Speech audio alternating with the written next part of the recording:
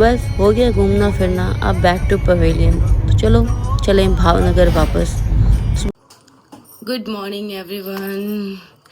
तो मैं हो चुकी हूँ रेडी, क्योंकि अब मैं जा रही हूँ वापस अपने ससुराल।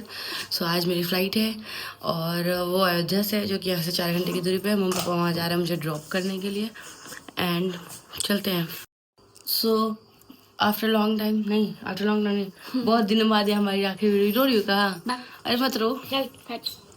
बाय। ये गलियां, ये चौबारा, यहाँ आना ना दोबारा। हम तो भय परदेसी, भाई हम तो भय परदेसी। सो फाइनली अब मेरे जाने का टाइम आ ही गया है एंड मैं कार में बैठ रही हूँ। और ये बाइक कुछ ऐसी है कि ना हंसा जा रहा है ना रोया जा रहा है, क्योंकि अभी वो एज नहीं रह गया कि हम बार बार रोते रहें। और इतनी भी बड़ी नहीं हूँ कि मेरे को हंसी आए यहाँ से जाते वक्त। मेरे को बहुत ऐसा अजीब सा फील हो रहा है एंड काइंट एक्सप्लेन यार। फाइनली इस मंदिर से सब दूर जाते तो अब लगता है कि अब तो गया अपना शहर, अपना एरिया। सो बस निकल पड़े हम सुबह सुबह यहाँ पे अयोध्या के लिए, क्योंकि मेरी फ़्लाइट जो है अयोध्या से है, वो 1 बजे की अराउंड है। तो हम सुबह 7 बजे निकल गए ताकि 11 बजे तक पहुँच जाए। फिर रास्ते में हमें लगी थी थोड़ी सी चाय की तलब, तो बस रुके यहाँ पे और नाश्ता करने के लिए। तो हमने शुद्ध देसी नाश्ता किया, लाइक पनीर कचौड़ी और जलेबी। उसके बाद निकल पड़े हम। रास्ते में हमें मिली है कुछ बस जो कि बहुत ही डिफरेंट दिख रही थी। उतनी गाड़ियों में बहुत ही अलग हो रही थी, तो मैंने उसकी वीडियो बनाई।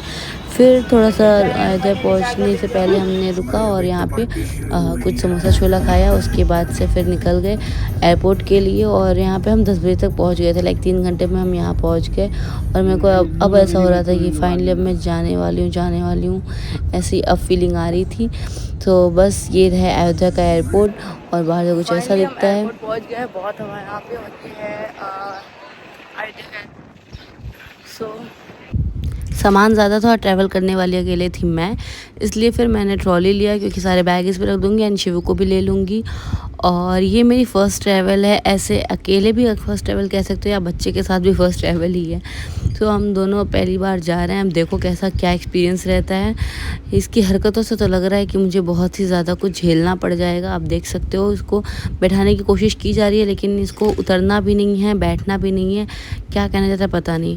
फिर मैंने तो छोड़ ही दिया कि चलो ठीक है, जो भी थोड़ा बहुत टाइम है नाना नानी के साथ स्पेंड कर लो। पापा आपको देख सकते हो वो थोड़ा इमोशनल तो हो रहे हैं, बस शो नहीं कर रहे हैं, वो अलग की बात है। तो फिर मैं भी नई चीज़ें शो कर रही हूँ एंड सबसे ज़्यादा मुंह मुझे लगता है पापा का ही बना है। और उसके बाद से फिर मैंने उसको बाहर ही रखा और मैं अंदर आ गई अपने सामान को जमा करने के लिए। लेकिन फिर कुछ इशू आ गया था, तो मेरे को उसको शिव को दिखाना था, इसलिए फिर मैं शिव को वापस लेने गई बोर्डिंग के पास। उसके बाद से हमने सारी चीज़ें जमा की और फिर हम अंदर आ गए। चीज़ें बोर्डिंग करके हम निकल रहे हैं।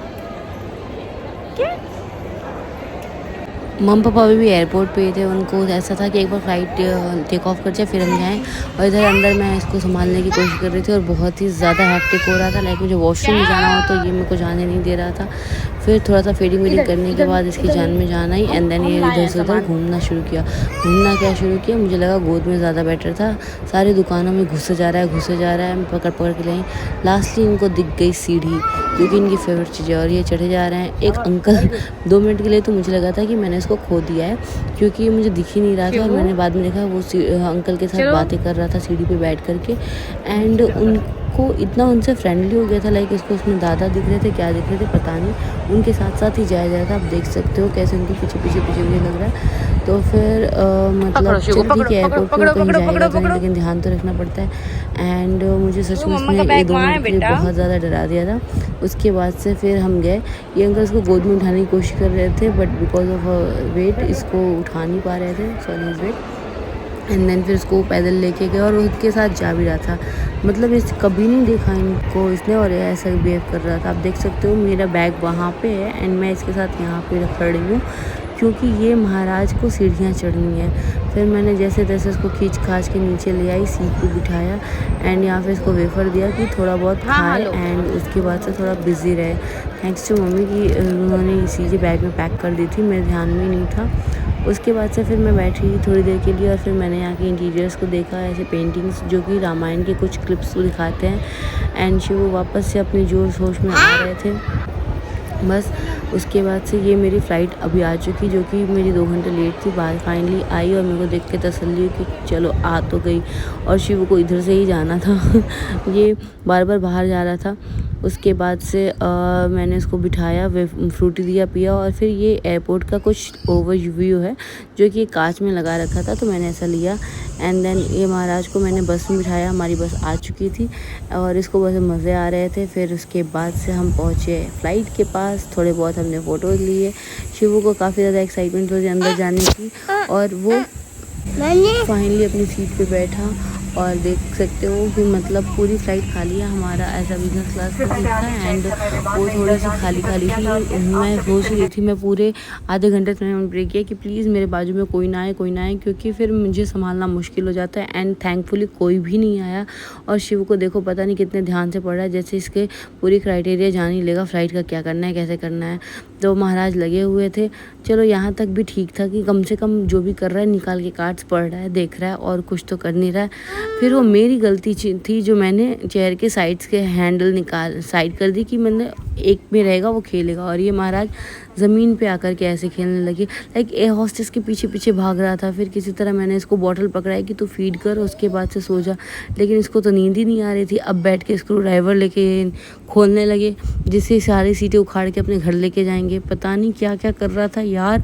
और इसको मैं कितना भी ऊपर सुलाऊं, इसको नीचे ही सोना था। लाइक मतलब मैंने इसको आधे घंटे तक ट्राई किया कि ऊपर सो जाओ, बार बार जाके नीचे सो रहा था। फिर मैंने छोड़ दिया कि भाई तू अगर यहाँ सो के खुश है तो तू यहीं सो, कम से कम जब तक टेक ऑफ नहीं होती तब तक तो तू सो। और बाकी लोग भी ऐसे मतलब थोड़ा सा परेशान भी होते। फाइनली हमारी फ़्लाइट भी टेक ऑफ हो रही थी और पूरी फ़्लाइट में से मुझे शिवू की आवाज़ सुनाई दे रही थी क्योंकि वो बहुत चिल्लाया जा रहा था और मुझे थोड़ा सा एम्बैरेसिंग भी लग रहा था और हंसी भी आ रही थी। एंड रनवे पे फाइनली हमारी फ़्लाइट दौड़ना शुरू की। उसके बाद से शिव महाराज को मुझे लेना था गोद में, क्योंकि बेल्ट लगानी थी और वो आ नहीं रहे थे। फिर जैसे तैसे मैंने उसको अपनी गोद में बुलाया, बेल्ट तो वो लगाने से रहा। फिर मैंने ऐसे ही बिठा लिया और कस के पकड़ लिया। एंड देन उसको मैंने चॉकलेट दिया कि शायद उसके साथ वो थोड़ा बिजी रहे। एंड थैंकफुली उस चॉकलेट के साथ वो थोड़ा बिजी हो गया था। उसके बाद से हमारी फ़्लाइट टेक ऑफ करना शुरू हुई और जब रनवे पे दौड़ रही थी तो मुझे लगा शिव डरेगा, क्योंकि एकदम आगे थे और बहुत ही फास्ट थी। पर महाराज को डर नाम की चीज़ है ही नहीं भाई, मतलब दूर दूर तक नहीं है। इसको और उल्टा झांकना था। अब देख सकते हो ये बैठ के रनवे देख रहा है और मज़े में देख रहा है। मैं सोच रही थी उन्होंने बोला था कि आप जब टेक ऑफ या लैंड करो तो आप बच्चे को फीड कराओ, पर कहाँ से फीड कराऊँ, बताओ ना मुझे, कहाँ से फीड कराऊँ जब ये बाहर से झांकता रहता है। तो फाइनली टेक ऑफ के आधे घंटे बाद महाराज को नींद आई और ये सोया और साथ में आया मेरा खाना। उन्होंने बहुत सारे ऑप्शन दिए थे लेकिन मुझे कुछ फ्रेश में मज़ा नहीं आया था, तो मैंने लिया पोहा एंड देन कॉफ़ी। और ये पोहा अच्छा था, मतलब इसको लेने के बाद मुझे बिल्कुल भी रिग्रेट नहीं हुआ। और गरम गरम पोहा खा के जो रिलैक्स मिला मुझे ना, क्योंकि मेरे को सर दर्द हो गया था शिव के साथ संभालते संभालते, और उसको संभालने के चक्कर में मैं कहीं जा कर के खा पी भी नहीं पा रही थी। तो फिर फ़्लाइट में बैठ के मैंने ये चीज़ें ली, चाय पिया और काफ़ी रिलैक्सिंग फील हुआ। उसके बाद से मैं चली गई सोने। एंड देन सो के उठने के बाद से मैंने टाइम देखा तो काफ़ी लेट हो गया था। लाइक हमारी फ़्लाइट 1 घंटे और लेट थी। टोटल हम 2-2.5 घंटे लेट थे। हमें पहुंचना था यहाँ पे 2:30 बजे और ऑलरेडी 3:30 हो चुके थे और अभी तक फ़्लाइट ने लैंड नहीं करा था। फिर अब मुझे लगा कि अब शायद लैंडिंग का टाइम आ रहा है, क्योंकि ऐसे ज़मीन दिखने लगी थी। तो बस मैंने अपना मेकओवर शुरू किया। मेकओवर क्या, अब हल्का फुल्का टचअप, अब इतना तो बनता है ना भाई, इतने टाइम बाद में मिलने वाली हूँ अपने हस्बैंड से, तो एक इम्प्रेशन अच्छा पड़ना चाहिए, है ना। Just kidding guys. ओके, मैंने अपना थोड़ा बहुत जो बेसिक सा टचअप था वो कर ले, लाइक कॉम्पैक्ट और लिप ग्लॉस, ऐसे सब चीज़ें करके कंघी करके मैं बैठ गई। मेरे कानों में जो आप ये रुई हुई देख रहे हो ना, वो मेरे को लैंडिंग के टाइम प्रॉब्लम थी, इसके लिए मैंने उसको लगा रखा है। और उसके बाद से बस मैं हो गई रेडी। एंड अब मैं वेट कर रही हूँ कि कब हम लैंड करें। शिव महाराज अभी भी सो रहे हैं और आई होप कि वो लैंड तक सोता ही रहे, बिकॉज फिर उसको थोड़ी सी लैंडिंग में प्रॉब्लम कम आएगी। सो या नाउ फाइनली अहमदाबाद की ज़मीन दिखने लगी है। तो ये है कुछ अहमदाबाद का ओवरव्यू। आई मीन ये आउटर अहमदाबाद है, बिकॉज ऑब्वियसली एयरपोर्ट सिटी में तो होता नहीं है, तो अभी हमें बाहर की चीज़ें दिख रही हैं।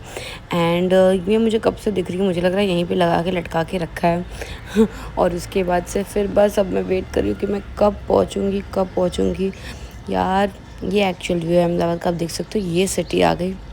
और यहाँ पे बिल्डिंग्स ऊपर से सब कितने छोटे छोटे दिखते हैं, अंदर का तो कुछ पता ही नहीं चलता कि ऐसा भी ऊपर से दिखता होगा। सो फाइनली अभी शिव उठने वाला है और हम फाइनली लैंड करने वाले हैं ये धड़ाम।